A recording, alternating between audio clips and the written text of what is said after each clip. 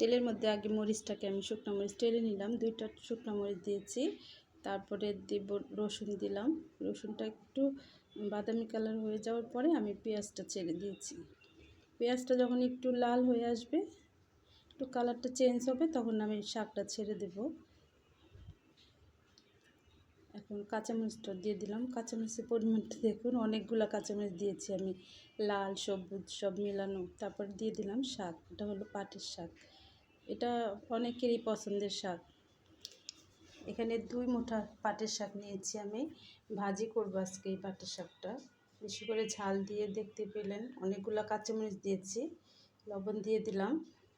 শাকের পরিমাণটা দেখুন অনেকগুলা, কিন্তু রান্নার শেষে দেখা যাবে অতটুকু হয়ে গিয়েছে। আর এই শাকটা অনেক বড় বড় ছিল। এই শাকটা কাটতে আমার খুবই কষ্ট হয়েছে, অনেক সময় লেগেছে শাকটা কাটতে। দেখুন কি অবস্থা, শাক রান্নার পরে দেখুন এতটুকু হয়ে গিয়েছে। আর এই পাটের শাকটা কিন্তু খুব নাড়াচাড়া করে রান্না করতে হয়।